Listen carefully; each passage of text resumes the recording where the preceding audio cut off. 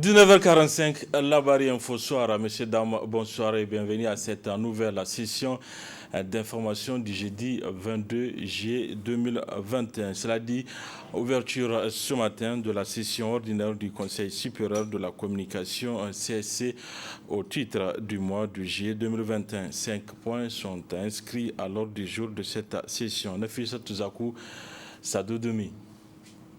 La présente session ordinaire du Conseil supérieur de la communication CSC comporte 5 points, à savoir examen et adoption du PV de la session du mois de juin 2021, information sur le CSC, examen et adoption du projet de délibération modifiant et complétant la délibération numéro 0009 par CSC du 6 septembre 2018 déterminant les modalités de la saisine d'office et la procédure de traitement des plaintes et recours soumis au CSC. Examen et adoption des rapports des commissions d'instruction, questions diverses. Occasion pour le président du CSC d'accentuer son allocution sur le troisième point inscrit à l'ordre du jour de cette session. Comme vous le constatez, le point relatif à l'examen et l'adoption du projet de délibération modifiant et complétant la délibération numéro 009/CC du 6 septembre 2018, déterminant les modalités de saisine d'office et la procédure de traitement des plaintes et recours soumis au CC, inscrit aux présentes assises, se justifie par la nécessité de revoir et d'aménager toute la procédure de traitement des plaintes et autosaisine. En effet, depuis l'adoption de la délibération sur-évoquée, beaucoup de plaintes et autos, soit pour non-respect des délais de saisie pour les plaignants. Ainsi, pour pallier à cette insuffisance, le CSC a organisé le 12 et 15 juillet dernier 2 ateliers avec les organisations de la société civile, les partis politiques, les leaders religieux, les médias, entre autres, afin de les sensibiliser sur les dispositions de cette délibération. L'objectif visé à travers ces ateliers est d'amener les conseillers et agents du CSC à s'auto-saisir d'une part et d'autre part amener les usagers à respecter les délais de saisine du CSC. Les ateliers visent à recueillir leurs recommandations en vue de modifier la dite délibération pour permettre à la direction des affaires juridiques et du contentieux et aux commissions d'instruction de traiter les plaintes dans les délais requis.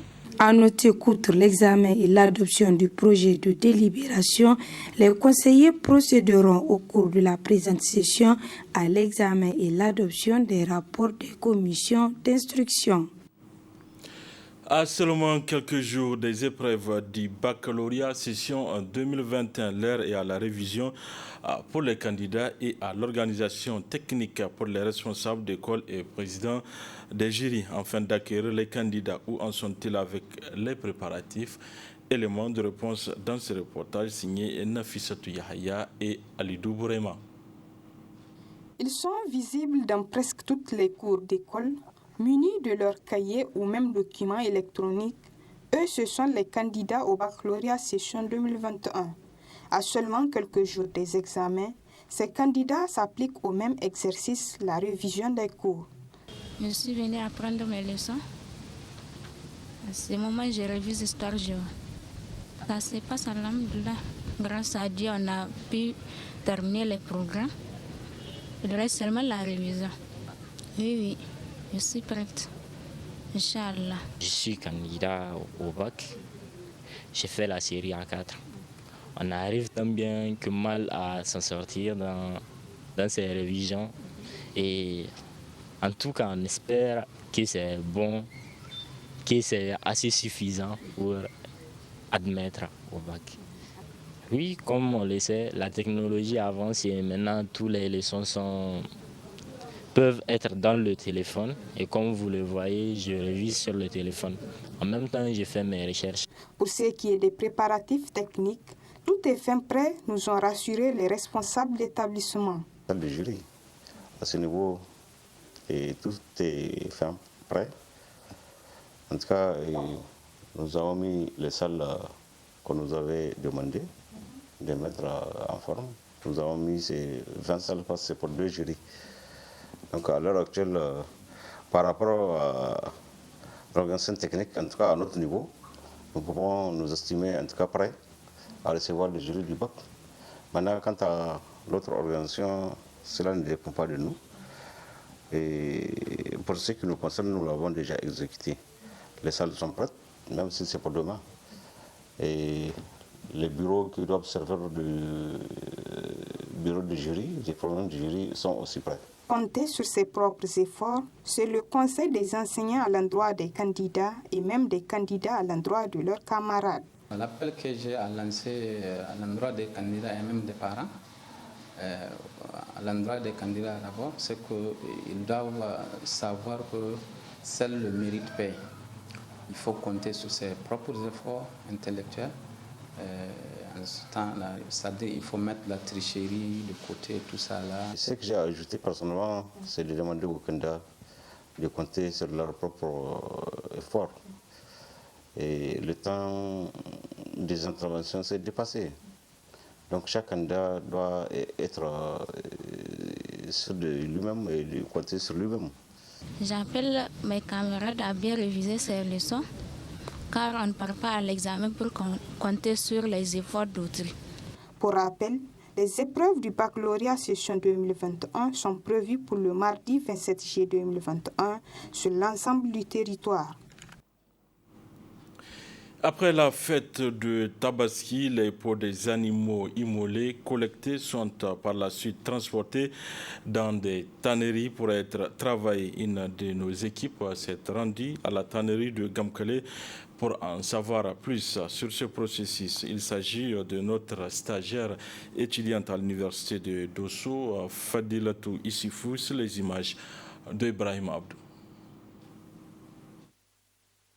Située à Gamkale, la tannerie de la corniche Gamkale est submergée de peaux des animaux immolés lors de la fête de Tabaski. Ces peaux sont stockées avant d'être traitées. Pour arriver au produit fini, il y a tout un processus à suivre.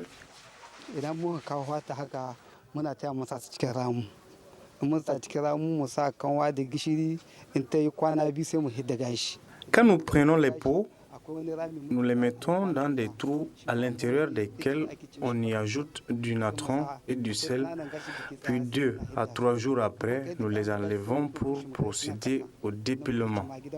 Ensuite, nous lavons ces peaux sur lesquelles nous appliquons de l'arachide et du sel afin de les faire sécher.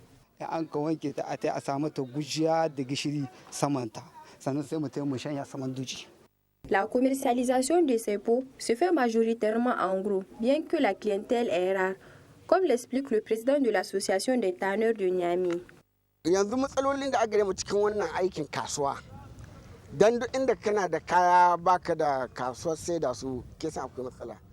Actuellement, le problème auquel nous faisons face est celui du manque de clientèle. Nos magasins sont remplis de peaux, quand bien même il y a des Marocains, des Maliens et des artisans nigériens qui viennent en acheter.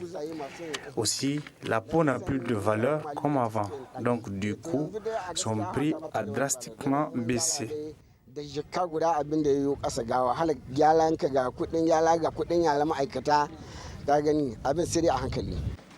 Après être bien traités, ces peaux sont transformées en plusieurs articles, notamment les sacs, chaussures, ceintures et autres. La vente de friperies, une activité génératrice de revenus exercée par beaucoup de personnes à Niamey. Et pour cela, les différents marchés de Niamey disposent des points de vente de ces habits hautement appréciés par la population. Le reportage de Ramou Momansani, étudiante à l'IFTICA, sur les images d'Ibrahim Abdou. La friperie, appelée communément Bocho en Hausa, est vendue pour la plupart par des Nigériens dans les différents marchés de la capitale. Ces habits sont importés de l'étranger, comme en attestent ces revendeurs.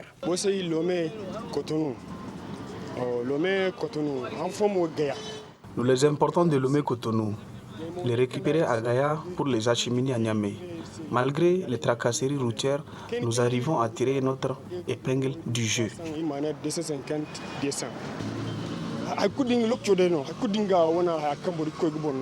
Beaucoup de gens apprécient la friperie car ils trouvent les vêtements sont moins coûteux et qu'il y a de la qualité. Je suis venue acheter de la friperie car je trouve ces habits jolis et de qualité. Ils sont vraiment abordables. J'ai payé l'un à 200 et l'autre à 250 francs. Les friperies, c'est à la portée de tout le monde. Ils sont aussi résistants. La friperie joue un rôle très important car on peut s'habiller décemment et cela à moindre coût. Le musée national Boubou Hama de Niamey organise chaque année à l'occasion des grandes fêtes un cadre agréable et attractif à l'intention du public de Niamey. Cette année aussi, nombreux sont ces jeunes qui ont fait le déplacement, nous rapportent Boubacar Ibrahim et Ibrahim Abdou. Il est depuis quelques années devenu une tradition pour le musée national Boubou Hama de Niamey d'organiser à l'occasion de chaque fête des journées portes ouvertes à l'attention du public nigérien. Un cadre de rencontre plaisant et convivial avec lequel enfants, grands et même parents semblent visiblement s'en réjouir. À chaque fois qu'il y a une fête d'envergure internationale, comme la Tabaski, le musée a le devoir ou l'obligation d'organiser, en tout cas dans un cadre très contenu, en termes de sécurité, une telle activité. Vous le constatez de vous-même, en tout cas, les musées archi-combles, ça c'est une habitude pour les gens de Niamey-Ville et de Niamey environ. Cette année, c'est vrai, nous devrons nous être fiers, tout simplement parce que le public est venu répondre à cet événement, malgré ses multiples occupations. Sur le plan sécuritaire, toutes les dispositions ont été prises par la direction du musée national pour pallier à toute éventualité. En termes de sécurité, nous avons demandé l'appui de la garde nationale qui a envoyé jusqu'à 50 éléments qui sont là. Nous avons également des sapeurs-pompiers qui ont envoyé 10 éléments. Il y a aussi la police, il y a un poste qui est là, qui fait 6 agents. L'un de l'autre, pour nous, l'idée c'est quoi? C'est vrai, les musées fait des recherches de financement, mais l'essentiel pour nous, c'est de réunir tous ces beaux mondes, n'est-ce pas, et de parvenir à les divertir. Raga Yardi, parents et enfants n'ont pas manqué de manifester leur satisfaction. J'ai amené les enfants pour se distraire un peu, changer d'air, pour profiter un peu. Ça va changer un peu de mentalité pour les enfants. Vraiment, je vois que la sécurité, elle est bonne. C'est le nécessaire pour nous les parents, que la sécurité soit assurée. Je suis venu ici pour voir les animaux qui sont venus. Ce sont des nouveaux animaux qu'on a amenés ici. Pour que je vois les nouveaux, j'ai vu les anciens animaux. Avec mes amis, je suis venu ici à l'occasion de la fête de la Tabaski. Outre les eaux et les objets d'art, le musée national met à la disposition de son public des groupes d'orchestre, des humoristes et des danseurs en vue de l'égayer. Dans quelques jours, les Jeux Olympiques 2021 vont débuter à Tokyo, au Japon. Le Niger est représenté par plusieurs athlètes à cette rencontre sportive mondiale. À cette occasion, l'ambassade des États-Unis au Niger a souhaité bonne chance aux athlètes nigériens. On les écoute. Bonjour, je m'appelle Steven Drycorn, je suis le directeur de la diplomatie publique et porte-parole de l'ambassade américaine au Niger. La diplomatie sportive est un aspect central de la diplomatie publique et culturelle des États-Unis. Par exemple, les sports donnent aux femmes et personnes marginalisées les moyens d'être égales. C'est la raison pour laquelle nous sommes très enthousiastes pour les Jeux olympiques cette année. Parlons avec les athlètes olympiques du Niger maintenant. Je m'appelle Loukaya Moussa. J'ai l'honneur de représenter le Niger aux Jeux 2020. Je suis nageuse sur les 50 mètres nage libre. Je me présente Alassane Joubo Ismaël. Je suis heureux de représenter le Niger aux Jeux de Tokyo 2020. Je suis judoka dans la catégorie de moins de 66 kg.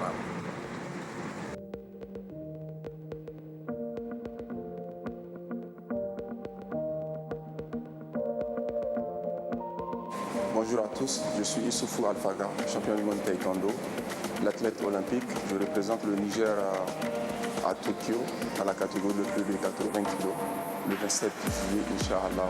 Je demande au peuple nigérien de nous accompagner avec des prières pour qu'on puisse représenter notre pays. Merci.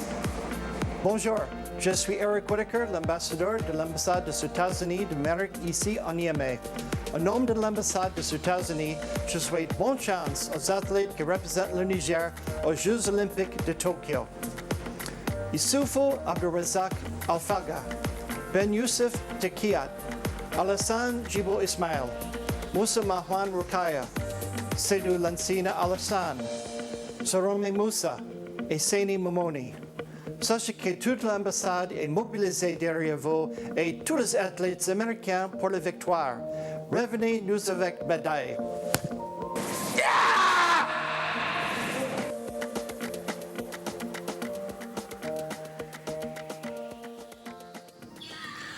Voilà, très bonne chance également à nos athlètes. Et c'est tout pour ces 19h45 de la télévision Lavari. Merci à vous de l'avoir suivi. Au revoir.